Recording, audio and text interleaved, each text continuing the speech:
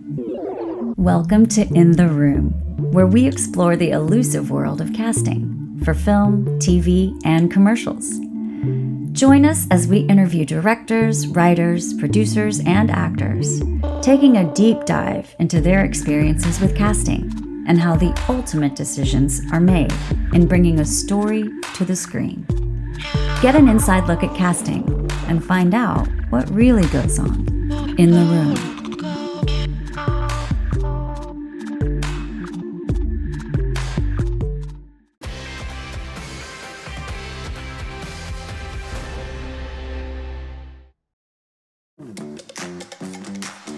Congratulations on your first movie, kiddo. You gotta turn that thing off before we go hard. I will. Okay, so Owen, on action. Storyboard kicks in the door, lights the place up. Yeah, no, I got it. Okay, people, we got one take of this. Let's not mess it up. Oh!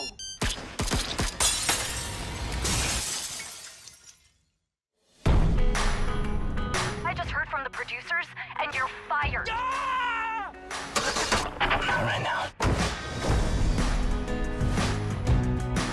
Have a seat, make yourself at home. Is that your foreign car sitting out a little ways out of town? Got the Harvard sticker in the window? Yeah. Merleski. Erwin, could I get the Wi-Fi? We don't have that. Old school. This is from 2015. Things don't change too much around here. We'll get you back on the road soon enough. And while you're waiting, maybe you could help me out. I punch holes in the earth for oil like a badass. There's a million ways to get hurt on an oil rig. Fall down, knock your teeth out, get blown up, electrocuted. If a pipe falls down, it'll kill you. Yeah, I'm gonna step back, all right? You guys got it, though. You know how much education I got? 8th grade. Day I dropped out, my old dad threw me up on a rig. That's all I know. They're gonna take everything I have and they're gonna ruin me. I need you to act like you are my Harvard-educated landman. I know all the landmen around here. I've never seen that jackalope in my life. Check out his shoes. All right, we're made up. Let's start drilling. This earth ain't gonna drill herself, right? This is not where I belong. This acting, this is always your dream? Yeah. We gotta find a lease, drill it, we gotta make a strike in 30 days. I think with your Harvard smarts, you can help me solve this. You two keep scheming, and I'll start collecting tips in case I have to bail you out of jail.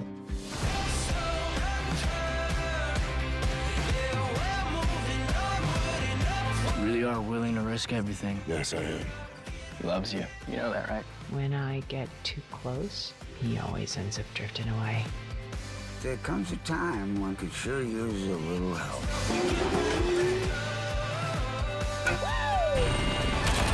You're sharing the ring! Bullseye! My name is Heather Kafka, and I'm an actor. My name is John Williams. I am a casting director. And today we are in studio with Mark Lambert Bristol. Hey guys, thanks for having me. It's awesome. Thank you so much. This is where for we tell you, being we here. tell everybody how awesome you are. All right, so sit back and enjoy. Mark Bristol is an award-winning writer-director who just co-wrote, produced, and directed his second feature film, Accidental Texan, starring Thomas Haden Church, Carrie-Anne Moss, Rudy Pankow, and Bruce Dern. Bristol honed his craft as a storyboard artist for directors including Christopher Nolan, David Fincher, Spike Jonze, Terrence Malick, and Christopher McQuarrie. Previously, Bristol worked with Christopher McQuarrie, designing, storyboarding, and directing. What is that? Previs. Previs. Okay, learning something new every day. I'll tell you more about it. Okay, great. For all the action scenes in Mission Impossible, Rogue Nation, Fallout, and Dead Reckoning Part 1 and 2.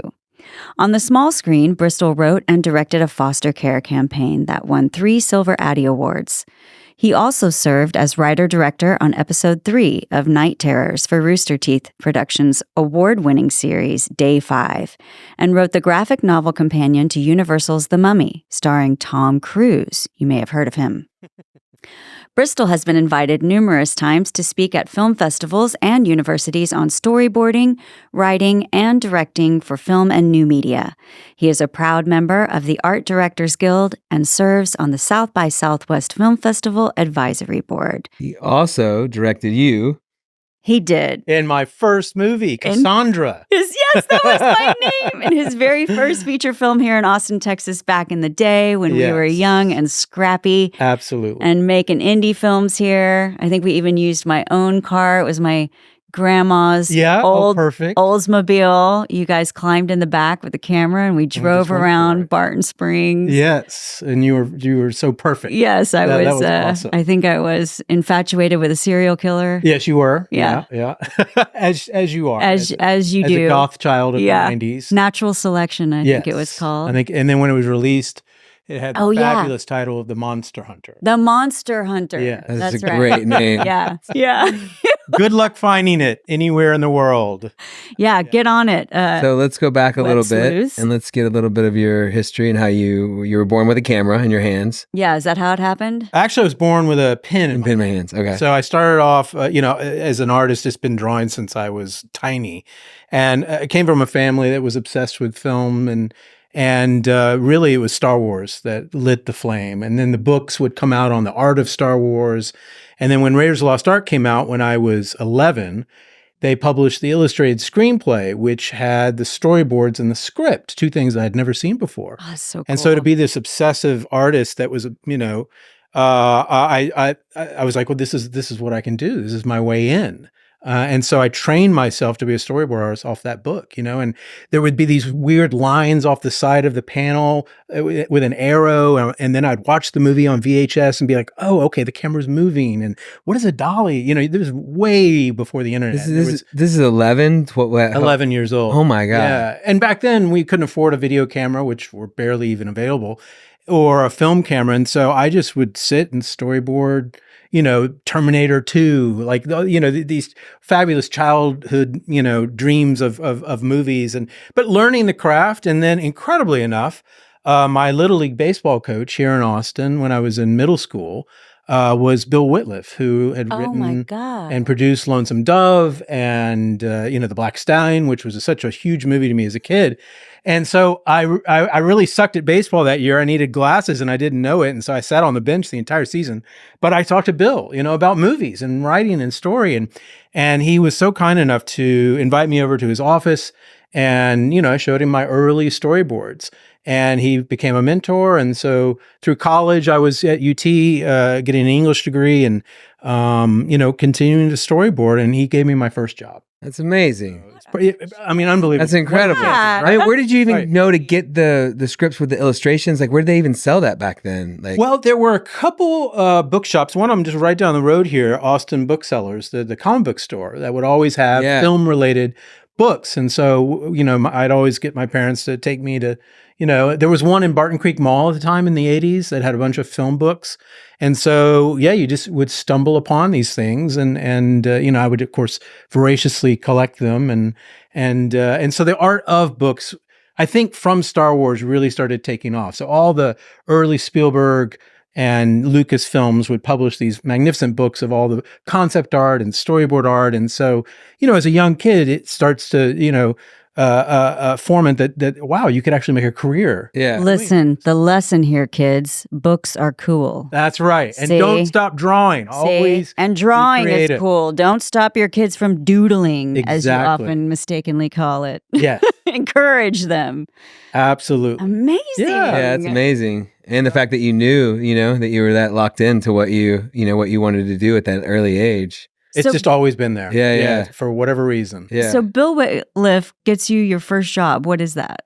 It was in, I think, 92. I was still at University of Texas, and it was on Ned Blessing. It was a TV series. Oh, yes. Did you work on that? No, but I don't know I can't remember if I did, but I know that I certainly auditioned for it. Okay, yeah. I remember it being around town. Absolutely. It was a great ABC or CBS miniseries that was done here in Austin. And I'll never forget the moment where he leaned across his desk and handed me my very first check and said, "Welcome to the film business, kid." Oh, my goodness. And, it was just incredible. And I'll tell a real quick story. So, of course, it was my first job. And, the youthful arrogance, and they wanted me to go off and design a gun battle. And it was like this big of a script, action point. So really, that's probably 5 or 6 shots. But I didn't know that. And so I went off thinking, I'm going to deliver the best gunfight anybody's ever seen. And I worked for like 48 48 hours almost straight.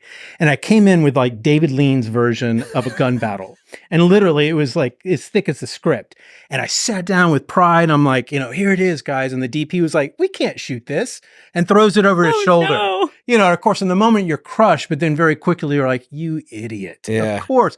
But those are the wonderful things about being young and ignorant. And, you learn through your mistakes. And that was a very important one. Yeah. Yeah. So, but they, Well, it showed work ethic too, right? Yeah. Absolutely. Oh, yes. Absolutely. Yeah.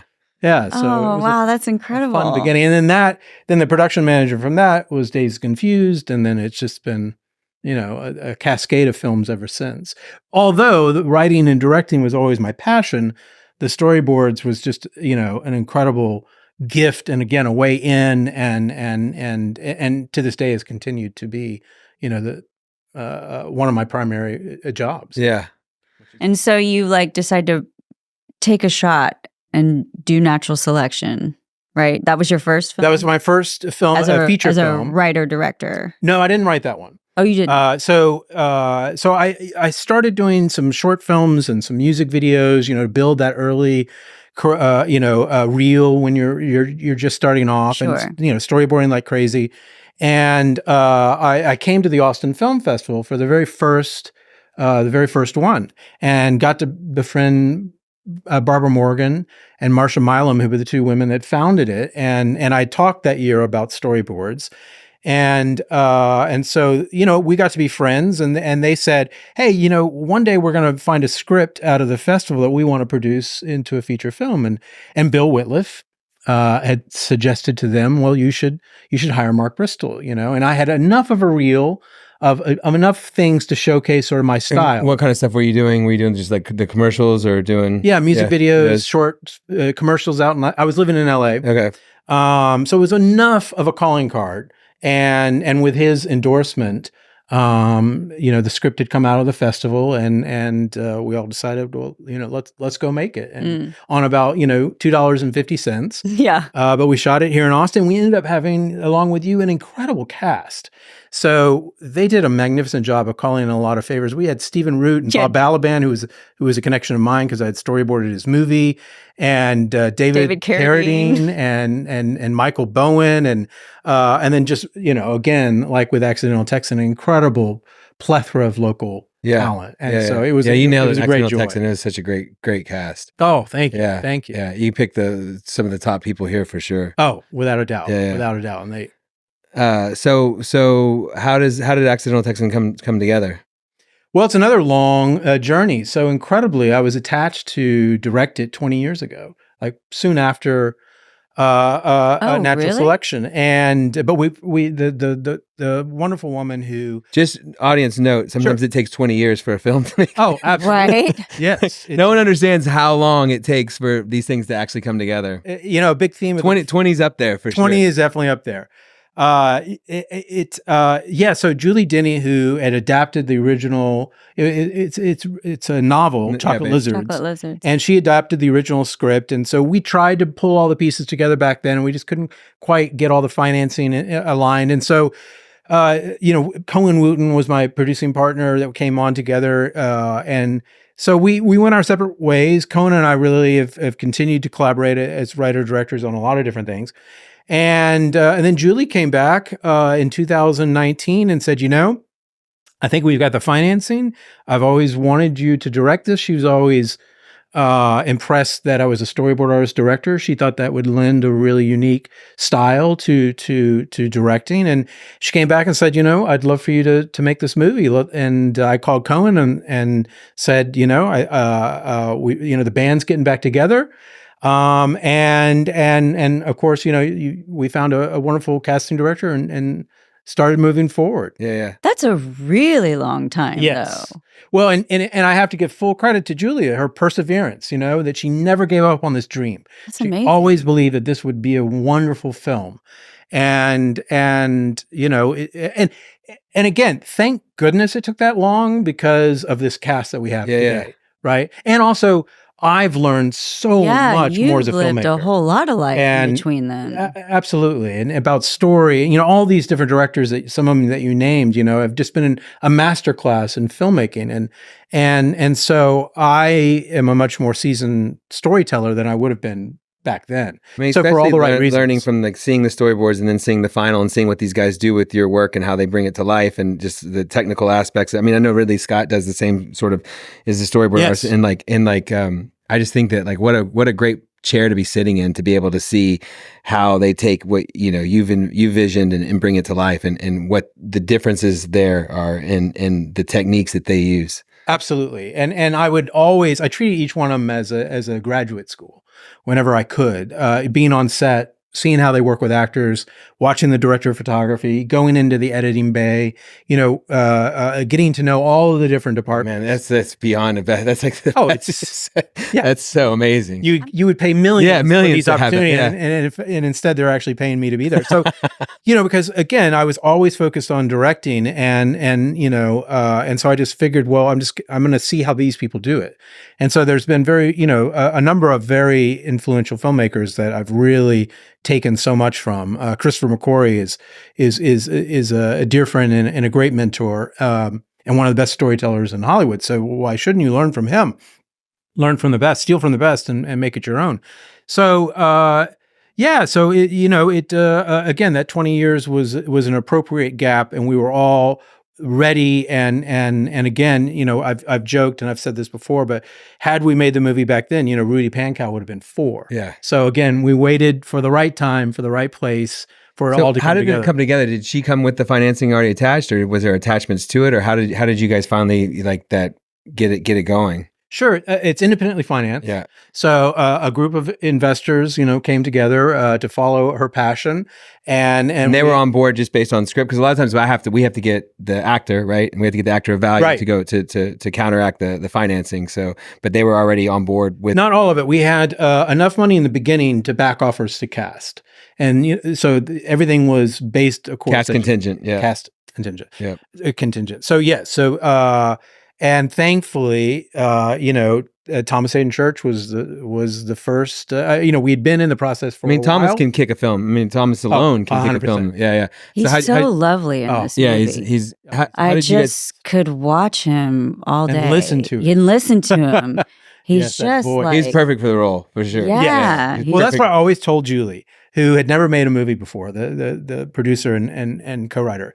So, I just kept, because, casting can be very arduous, and you're getting a lot of rejections, not only from the, the cast side, but also as a filmmaker, you're getting a lot of rejections, and it's about perseverance. And I always told her, when we find the right Merle or Irwin or any of the actors, you'll never imagine anybody else in that role, but it's going to take time to get there. But once we get there, the perfect actor will arrive, and we'll be off to the races. And so Thomas was the first to sign on, and then from that moment we were supercharged. And then did you have a conversation with him as far as discuss the role, or did he have to vet you, or how did that come about? Absolutely. Yeah. So we were all up in Abilene drinking wine, dreaming about hopefully is he in Abilene? Was he up there? No, he lives in Kerrville. Kerrville. Okay. So, but the 4 producers, we were all up there. We scouted Abilene, just to really kind of see where the book was set, and that's when we got the call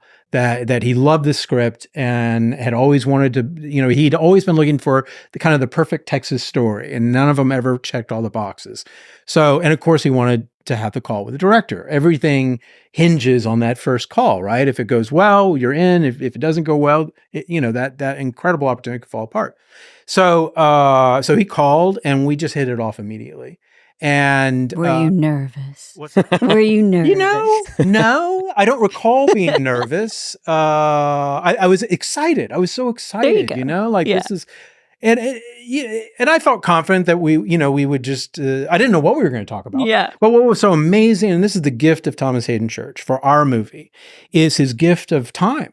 He called me, and we must have talked for like 2 hours, not about the film, just about living in Texas and people we knew and friends that we had. And, he was just making a bond. And then we talked probably every day for 3 months leading up to production. And it was really about 3 weeks until we actually finally started talking about Merle and the script and the story, because he was working on the script, you know, he was head down on it, you know, and then we started, you know, slowly talking about, well, how do you see the character? How do you see the story? But what his main gift was, I believe, is that it enabled us to establish this rapport, because yeah, he knew I'd worked on Mission Impossible and all these big movies, but for essentially, I was a first-time director. He'd never seen any of my work, so he didn't know how I would be as a director or work with cast and story. So he spent the time to get to know me, and we got to know each other. And so that on that first day of shooting, I think so much of the cast and crew could see this rapport that we had, and it put everybody at ease. Yeah. He was comfortable. He was happy. He was making jokes. You know, there was sarcasm firing back and forth. And so I believe, you know, that you know, it was important to him because he became so involved in the story and so involved in the character, and it was a passion project to him. But for me, it was just that gift of getting to know each other, you know, so that we could really have a shorthand and have a comfortability. Yeah, exactly. And that trickles down. Like, that makes such a difference. Number one on the call sheet. Yes. Is like to all the other actors and to everyone else on set when they show up, whatever that aura is from number one on the call sheet. Well, yeah, because everyone's thinking, I wonder what Thomas is like. I wonder how he's going to be. Yes. And that dictates and if sort of the they vibe. show up with like, you know, vibey energy of like, you know, don't look me in the eye, don't touch me, don't whatever, any kind of weirdness, they're immediately, you know, everybody's a little bit on edge or unease, you know. And so like if you have like a laid back, relaxed energy, or it feels like open and free flowing, and you guys had this rapport, then it just sets everybody at ease. And it's like, okay, we can just be real humans. We can all work together. Absolutely. And it just breaks down stuff immediately. And it's like, okay, we can all story. We can create. We can be creative. We can all be creative together. There's no egos here that I have to worry about you already and like how I'm going to be around you. And it's so important. And so that was probably like you didn't even know maybe what a precedent you were setting and creating for everyone else. Yes. That probably just set the tone immediately. So like I can see how amazing that would have been. Oh, absolutely. And again, he knew that. He knew, having been on so many more sets from a director-actor relationship than me. So he instinctively must have known that. And it was important to him because, again, he cared so much about this project. So he wanted to make sure, you know, that he was in the right hands. Yeah. So he comes in. Who's next? Well, so Bruce Dern came very quickly after that. And which was perfect casting for that role. I mean, he was our number one. You know, I couldn't imagine anybody else as the crotchety sort of dragon, you know, protecting the holy grail that all the characters are kind of after metaphorically in the film. And so he was just perfect. And so, you know, now you've got these two, you know, this strong gravitational force of these amazing Academy Award nominated actors.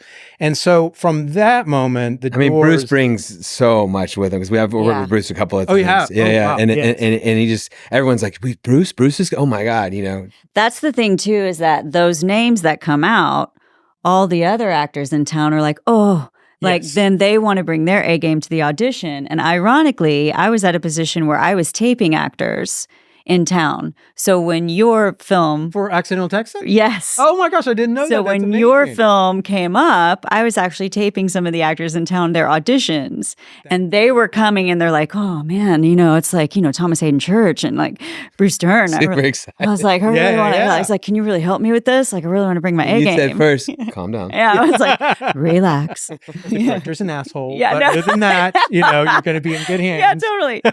Yeah, so you get a lot of interest. You get a lot of actors really like, you know, stepping up, and you get good people in the room. 100%. And so that went all the way to, you know, Rudy, his manager, you know, came to us. Carrie-Anne also came to us. Again, because, you know, we'd put the breakdown out and it just loosened all that pressure on the casting. Is now people were started knocking on our door, which was great. That's another great byproduct of getting certain names like that. People, it just validates the project. Exactly. Yeah, totally. Yeah. Like, oh, hey, what's going on over here? If Thomas and Bruce say yes, then this got good people on this. Yes, absolutely. Yeah. Absolutely. Yeah. So for Rudy, how did he come about? Well, again, his wonderful manager Cheryl reached out to us, and were you familiar with him? Or? Not at all. At all. But he had a wonderful audition, and my son, though, it was a huge Outer Banks fan. Oh, so he was coming to the dinner table literally almost every night. Like, Dad, you've got to watch Rudy's work in this show. He's so good. He's so funny. He's so clever. And you know, and I've told Rudy this, and he knows that I was really looking for a much more East Coast kind of even bigger fish out of water. So I kind of had this different vision of Rudy Pankow in my head, and so I was having a hard time, you know, moving into Rudy as the role. But Walter was relentless. Julie Denny also was really championing Rudy, and so I showed Thomas the Haden Church his audition, and we're like, yeah, we see something really exciting here. So we got them on a call together, just again to see how the rapport was, and to see how they they kind of gelled. And once Thomas said, I think he'd be really great to work with, and then we were incredibly fortunate to cast him because he was just amazing. He, again, his first day, he's working with Thomas Haden Church, Carrie-Anne Moss, a cafe full of actors, and on the third day, he had to deliver. He didn't bring his phone and blow up. No, he didn't. He was very professional, very professional. And if he was terrified, he never showed it. He was so good and easy from the get-go, bringing great ideas and then on the third day we shot the emotional goodbye in the film. Oh, wow. And usually you don't schedule that. Thomas was like, well, can we schedule that a little later? And we just couldn't. And so, but in hindsight, it was great because it just bonded those guys so strong. Yeah. So the rest of the movie, they were off and running. Yeah. Was that where did you guys shoot that town? Was that Bartlett, Texas? Bartlett, Texas. Okay. So it's just northeast of Austin, beyond Taylor, and it, other than the wonderful neighborhoods, the downtown is perfect. Town. Yeah, and it cobblestone streets. It had a railroad track at the far end, which was very important to me. And then we found this derelict building with this 1930s Bull Durham, advertisement on the side of the wall, on the interior wall. It used to be the exterior wall, and I was like, oh, this is the cafe. You can't pay for art direction like that. And it was a very Schitt's Creek sort of situation where a big investor had bought the entire town and was going to slowly be renovating it and said, just, it's yours, do whatever you want. That's actual? Yeah. Because, he brilliantly saw that Samsung, I think, is billion dollar plant in Taylor, out that way. So he saw, Austin's moving in this direction. Also, too, if you get a big film or you get a film that anchors at like Smithville for Float Hopes, or you get Fast Drop has a bunch of stuff. Yeah, it brings people in too. Float Hopes. Hope floats. Texan Accidental. Yes. Yes. Which my parents and I cast all the time out of Smithville. So. Yes. We looked at Smithville. I love it, but I was looking for a very just desolate town. It was perfect, so that when Irwin arrives, he feels like he's on the other side of the moon. Where the hell is he? Yeah, and then it grows on him. So Bartlett was perfect, and the people all came out. The mayor, everybody, they just opened the doors. Yeah, it was so for your casting process. Like you said, you had Rudy, but you had a different character in mind. So when you're going to cast, what's like sort of your process as far as like, are you having a vision? Are you open or? Oh, yeah, you have to be open. You never know what magical talent will step through your door. But yeah, I had, written up a bio on each of our main characters, as a way to kind of get to know them even more than what we'd put into the screenplay. And, and had long creative discussions with the casting director, and they all, our local casting and then Stephanie, who was our LA casting, they just did a great job of sifting through and really just showing you like just the best of the best. The best of the best. It was remarkable. Yeah, Brock Island did a great job because they pulled like all Brian Villarobos, Willie Welch, like all the great people here. It was hard to make a choice sometimes because there was so many wonderful auditions. And Brian's accent was spot on. Oh my gosh.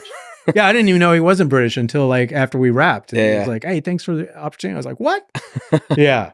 No, his His was great, and it was such a joy to share, because Thomas was our production office was in Taylor, and he was, got a house up there, and he was in the office every day, and so it was so fun to share, like, oh my gosh, come look at this audition, and Brian was one of the ones that he, as soon as we watch it, he's like, oh, that's the guy. I'm like, absolutely. And we had another one, a fabulous local actor that he auditioned for The Gunman, which was just a Luis. No line, and it was, he kicks in the door with a machine gun. But his audition was so off the hook. Luis is a maniac. He's so good. No, so Luis played the role. Oh, okay. But and forgive me, I'm forgetting his name. But his audition was so hilarious. And it had Thomas and I just laughing on the floor. What does he look like? I'll have to look his name up.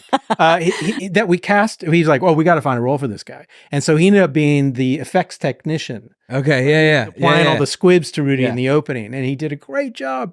So it was because his audition was so audacious. Oh, that guy was hilarious. That we figured he's so creative. We got to find something for him. So again, for when you're auditioning, even if it's for a no line, guy kicking in a door with a machine gun, just make it your own, and you never know what it'll, what it'll spark. And I move people around all the time. I'm like, okay, let's try him over here. Let's try him over there. Yeah. Yes. That guy was actually hilarious. I couldn't take my eyes off him. Yeah. And he was like, you got to turn that phone off. Yes. You're going to have to turn that phone off, man. I was like, oh, there's something about that guy. Yeah, he's wonderful. Did a great job. And then it turns out he's the uncle of one of my daughter's best friends. So it's really? It's a wonderful small world. Yeah. Yeah, there's a lot of just great local talent here. So most of the leads were pulled out of LA, or?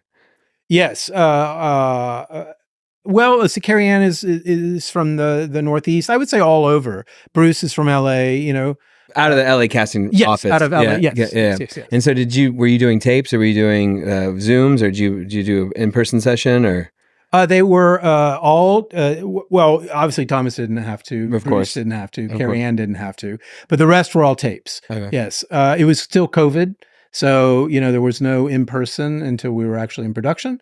So all of it was tapes. And then, like with Rudy, once, he and I Zoomed a number of times, again, just getting to know each other, trying to get to know his personality more.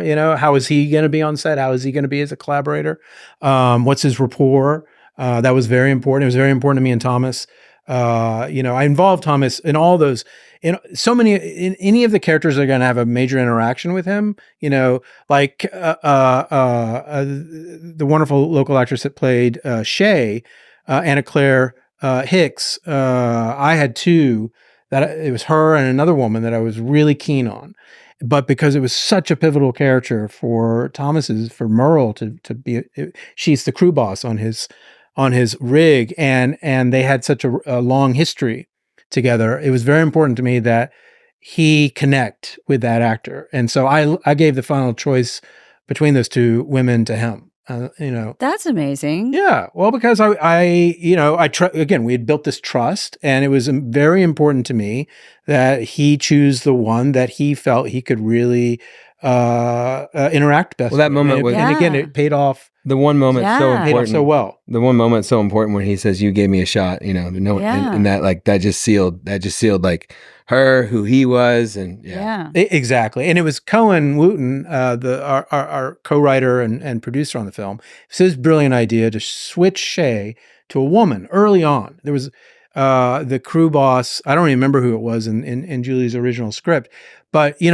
his brilliant assessment was, it's going to say so much about Merle as a human being, that he can be surrounded by strong women and this really diverse group of people working on his rigs. A lot of them, and also had, they all had deserved second chances in their life. And that's a big theme to Merle and Irwin's journey. And so we were always trying to, as best we could, fill out the world behind Merle, so that the audience is getting these little inklings into his character that aren't having to be said, they're just experienced. And so Shay, being a woman, was very important to us. And it also showed some of what his relationship with Faye was also going to be, another strong woman in the story. Who decided that? Cohen Wooten. That's fucking genius. Yes. He often is fucking genius. That's fucking genius, because I'm telling you that affected me, and I didn't even really realize that until just now when you said that. Because it really did. Like when I was watching it and her being a woman, it didn't even really consider it, but it made me think differently of Merle. Perfect. Like in the way where I was like, done. oh yeah, this is like his little group of misfits who need second chances. Exactly. And he gave one to this woman on the thing, and I didn't even like consciously think that, but now that you spelled it out, I'm realizing that's what happened. That's rad. Okay, see the power of casting and like thinking outside the box. Thinking and outside like the box. Absolutely. I think also having Thomas help make those decisions, because he's probably working in his mind and saying, who can I relate to? Who's hitting me emotionally? You know, super, super smart. Yeah, because a lot of times, as you know, and just something for representation and allowing that space to open up and happen. You know what I mean? Like you put a woman in there, like you allow that to even occur. You know, we did our research. We wanted to make sure that it was authentic, so we did our research, and it's like, could that happen? Yeah, it's rare. It's primarily a man's job, but we found plenty of photographs and interviews with women that work on rigs all across the country. And so once we knew that, it felt okay. It's backed up by authenticity, which is very important to us, even though it's a fictional film in every regard. So yeah, sure. It's like you don't want to, like, physically it makes sense. I mean, I'm not here for like, you got to put a woman in everywhere. I mean, like, no, physically, if it makes sense that you couldn't do it because of whatever, like that makes sense to me. But if you can, then why not? Then just because we haven't ever, somebody was like, well, why not? And it's like, okay, that was cool, because it did make me see him in this more three-dimensional way. Yeah. That was really cool. Way to go, Cohen. That's right. Speaking of authenticity, how much did you have to learn about the oil business and rigging and all that kind of Everything. stuff? Everything. I was about to say, probably. Premium gas. That was about the extent of my knowledge, right? Which was exciting. You're like, regular means the same as unleaded, maybe, kind of. Maybe.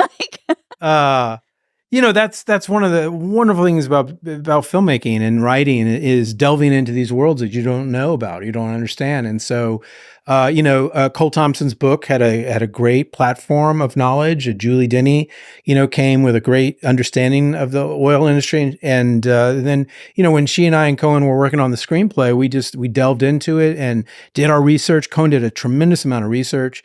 Again, trying to make it, truthful and authentic to this world that we're building. And then once Thomas came on board, and by that point, we were also getting to know Texas oilmen, because we needed to find an oil rig. Mm-hmm. And they're our major set piece in the film. And so we were, getting to know different oilmen and going out to their rig sites. And, Thomas was always there with us, learning everything. And, he just dove into. And what would be appropriate for his level at the business too, right? Oh, yeah. Yes. I mean, he's the boss. Yeah. And so he wanted to, be able to speak the language. And then, with the rig, which is, if we have time, an incredible tale of how we acquired the rig. Yeah. But with the rig came with three, men who that was their rig. They ran it, and you see them on film, and they did a great job. And so they were there to mainly keep us safe, but also to teach the other actors, how to operate it, so like when Shay is pushing all the buttons and doing everything, they're there to lend that authenticity. And I think it's one of the things I'm really proud of is that, it does feel like a real operational rig, again, just to ground the story. Yeah. So how did you guys get the rig? Well, it was a crazy tale. So it was movable, right? It was mobile, top of the line, which is not normal necessarily, right? No. But they're moving in that direction. So it was a very new. We'd been working for months to acquire an oil rig from this wonderful gentleman down in South Texas, and it was all set to go. And we were to be shooting 3 days later, at the rig site. Everything had to be there. And on Sunday, we get a call that the hydraulics on the rig had gone out, and it was gone. They couldn't bring it up. Isn't this just so like movie making? Oh, 100%. I mean.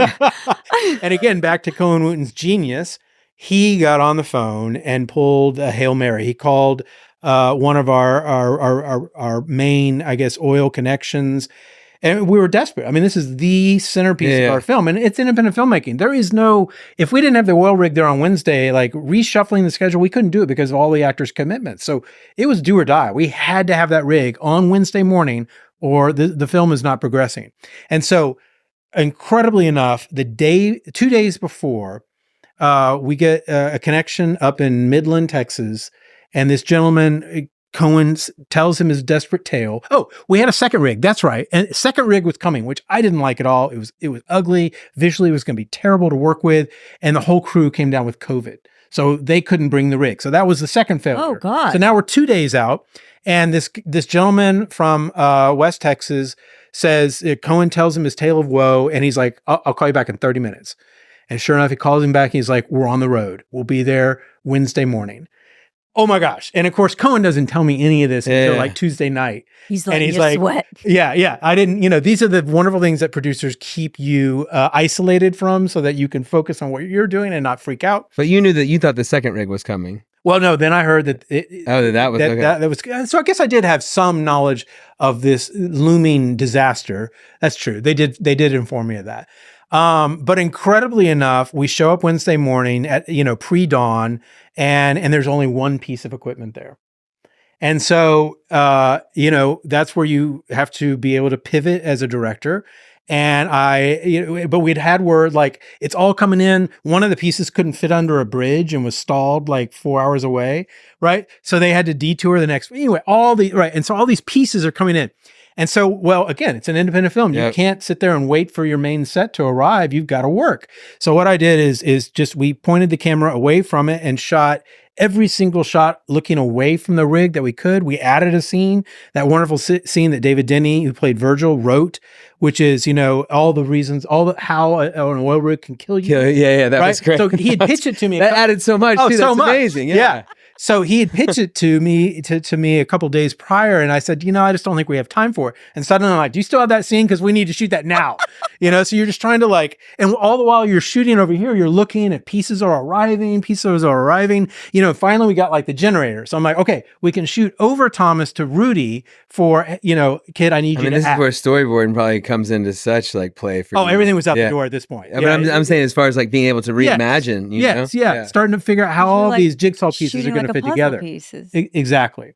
So we could shoot over Thomas to Rudy because we're looking away from the rig, and then we had to go shoot something else and then come back. So finally, when all the pieces were there, and we were finally now over Rudy to Thomas later in the day, but I saw that the ladder wasn't there, right? The main ladder leading up to the rig. And so I'm like, Cohen, the ladder. He's on the radio. He's on the phone. The ladder will be here in 5 minutes, Oh my So we rehearsed a little more, and the actors were so great. They were so great. And because we were moving, and we were making it happen. And then sure enough, this truck comes squealing up, these guys running over to the ladder. They throw it on the rig. Action, It was amazing. But I mean, happy now accidents, we shoot the master. Yes, exactly. 100%. God, that's crazy. Yeah, because then we had to go back down. Like when Irwin first arrives to the, it's Thomas and he pull up in the truck. And so we shot everything looking toward it. And then at the end of the day, we could finally be over his shoulder.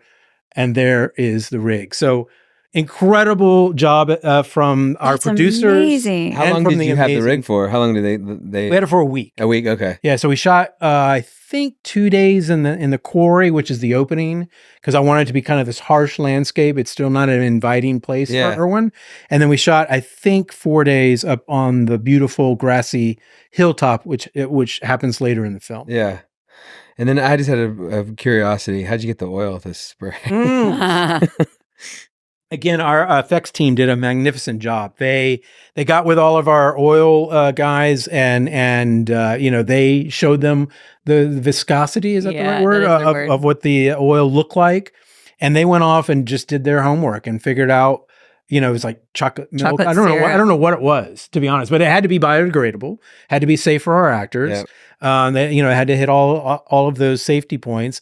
And then one of the set pieces was they just had this giant water tank, and that the pumping system was all rigged up so that when it came time to blow, it was magnificent. Yeah, it sounds like and this happens so often in films. What seems to be a tragedy turns out to be you can't imagine any other way.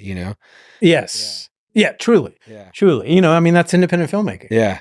You know, there's no time for stop. You can't stop for anything. Yeah. You know, and you have to be able to pivot on a dime. Yeah. So did all of your casting go pretty smoothly? I mean, you didn't hit any roadblocks or have anything fall apart or anything like... Great question. To my recollection, yes, there wasn't a single, the only pressure point was Carrie-Anne Moss. Getting Faye, the character, took a long time. And so we were about a week out when she finally signed on to the film.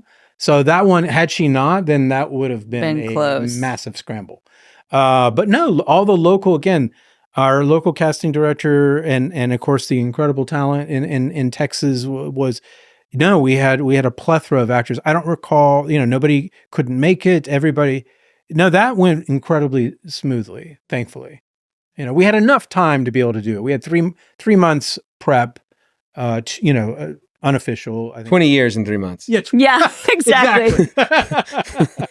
Exactly. Yeah. I would. So you've both films have been shot in Texas? Yes. Is that by choice or just is that because I mean we're always trying to advocate for Texas filmmaking. Well, the first one, yes, and then the second one, I mean, it's set in Texas. Couldn't be any. There's so many of these stories that are set in Texas, and then they get the rebate, and they're like, "Well, we could just go right over there. Yeah. It's the same." Yeah, We all made the choice as producers and the financiers that it was so important to this story that we had. I mean, it has to be. Yeah, you know, and we didn't get a single dime from incentives, much to our great disappointment. Even though it's probably one of the most Texas movies of all time. Yeah. And you know, but that was more just applying late, and it was at the time the incentives were tiny. The funds had run out. Thankfully, they're much larger now. Oh yeah, which is great. And yeah, you know, it's I know, you know, what's so wonderful about shooting here is you know, like Anna, who was the costume designer, you know, she and I went to college together, so you know, you've been working with her, since the very first, from the beginning, and so you know, you've worked as a storyboard artist. I've worked on all these different productions and gotten to know all these wonderful talents, and then have hired them on some of the other things that I've directed, you know, so you come up together, you trust everybody, and you're also wanting to give people, you know, a new opportunity. Like, you know, she'd always been an assistant costumer, and so we gave her first designer job, you know? So yeah, it was, you know, we knew the crew here, we knew that there was an amazing pool of cast and talent here, and it just had to be because we're, you know, it's such a Texas story. And Thomas also would not have, you know, if we'd said, well, we're going to go to New Mexico now or Oklahoma, you know, he'd be like, hell no. You know, so it was just important to all of us that it feel authentic. Well, it's a great movie. It was so enjoyable. Thank you. Yeah. And so when does it come out? It starts this Thursday in theaters nationwide. It'll have a huge presence here in Texas. So AMC and Regal, I think. What's that? Regal? Regal, yeah. Tickets you can buy tickets through Fandango, and then across the country it'll play in some of those larger theater chains we just mentioned, and also a lot of art house cinemas as well. So that's exciting. I just cannot wait for a general audience to see the film. It's such a crowd pleaser. Yeah. You know, it's the sort of, we had so many people coming out of the film festival screenings, just like, finally, a really well-made, warm-hearted, you know, earnest film. There's just not enough of them being made. And that's what we're hearing. And that is absolutely what we're hearing. Yeah, that people want like accessible movies. Yeah. You know, it's to come out to be highly entertained, to laugh, to cry, and then to come out of the theater with a smile on your face, and to feel, you know, to feel satisfied. And you know, I love movies of all different kinds. You know, from the incredibly hard movies like, you know, A Zone of Interest to, you know, Accidental Texan. And so exactly, you know, but in difficult times, it's good to have a pleasant escape, and we've got a movie that does just that. So I think also even being reminded of just the sort of moral aspect of them, you know what I mean? Absolutely. Just the goodness of it, you know? I mean, you got me at the end. I cried.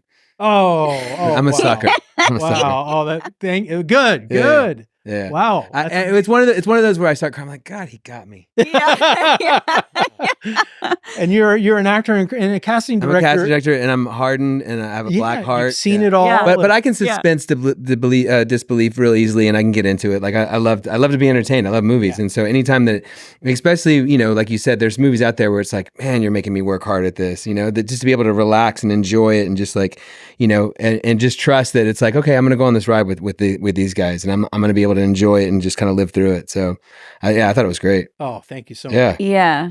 And it is nice to go out and like experience something that can make you feel the humanness of things again, and just like a human story and a human struggle in a way that is just like family and where we live, and not necessarily like so hard. Like I feel like everything is so hard right now that so like it's good to be reminded. I'm sorry, go ahead. Yeah, well, no, it's like though I'm like was dying to see Zone of Interest. It took me a very long time to really drive myself to the theater to put myself through that, or like all of the horror movies or all of the whatever. It's like it's just not as fun for me anymore to like I'm gonna drive myself to go be scared and tortured and all it's like or like when I come home, if I'm just gonna watch it on my computer, it's like, oh, am I really gonna put myself through more hard stuff after the day I've had? Exactly. Sometimes it's nice to just like feel human and feel like a family thing, or feel something that is like a bedtime story or that's going to touch some of those human emotions instead of something so like political, heavy, historical. Like it just needs something that's just more touching and human. And that's this for sure. I slept well. Yeah. You had a nice good old cry, and like it was like laying on mama's shoulder, and then you just like, oh. Well, it just reminded me so much of growing up here and just my family, and just what the basis of sort of like the fundamentals of what everybody gave me growing up. Yeah, it was really nice. Or it's like fighting for what's right. Yeah, or like your hometown just the Texas values. Just Texas values. Just yes, ma'am, no, ma'am. Opening doors. You being polite. Yeah, it was great. Yeah, wonderful. Yeah, wonderful. What's up next for you? So Cohen and I have written a script called Generation X, which is a very edgy late 80s crime thriller. Nice. I'm part of that generation, Mark. That's right. And I'm unemployed. Well, all right. Well, perhaps. And I'm local and will work for that rate. No, just kidding. I actually need a raise. Okay. Point taken. I'll remember that. Yeah, so we're dead set. That's what we're fully focused on next. After this marvelous release of Accidental Texans. So take all the lessons we learned from that and apply it to the next one, and hopefully not allow 20 years to go between my next feature films. I mean, it's such a success to get anything made. It's just, it's just so hard. I don't think people understand just how hard it is to get films made, for them to kind of just watch and say, it's all right. I know, right? It's like, man, you don't know what this took, Or they just immediately slayed it. That was terrible. Yeah. It's like, oh, I know it's incredibly hard to get any movie made, and it's a miracle to get your rig came in pieces under Yeah. bridges and everything. Just to get someone to write the check and to get everybody together. It took 20 years. It took so long. And that's why anyone that makes a film, I'm like, man, congratulations, it's amazing. 100%. And then to make a good film, it's like that's even harder. It's a miracle because, again, as we all know, especially on independent films, there's always going to be calamities like that. And thankfully none of them completely derailed the movie. There were so many things that could have derailed the movie at any given point that we were able to, pull back together and rescue and carry on, And so, it's just, when you're finally at this moment where the movie's coming out in theaters and you're getting good reviews, and it's kind of a miracle because there's so many train wrecks along the way. Yeah. And you'll keep storyboarding, I imagine. Oh yeah, absolutely. It's what's keeping the lights on at the house until the next directing gig comes up. So, I love that. It's a career that I'd be very happy with, but I have this other passion, which is it's really cool. Which is directing. So. We saw his storyboards for Mission Impossible come up on the side of the Alamo Draft House, right? Yeah. So that was a great thrill. That was pretty cool. Yeah. Yeah, that was amazing. Yeah. Alamo's been a great partner for the Mission films. So yeah, well, congratulations on all your successes. It's been a wonder to watch your career just grow and blossom, and look forward to Accidental Texan coming out. Wonderful. Thank you. It's so good to see you. You too. Thank you so much for coming in. Thank you. My pleasure. I had no idea it was going to be Heather. This is so great. Hello. Awesome. All right, everybody get out there and see the movie. Get out there. Thank y'all so much. Thank you. Our show today was recorded in studio by the good folks at Record ATX. Check them out at recordatx.com. Our theme music is produced by Jonathan Price. You can check out some of the sounds he makes with his project, The Mid-Cities, on Spotify. Follow, subscribe, and smash that like button if you see one. Thanks so much for listening, and we'll see you guys next time.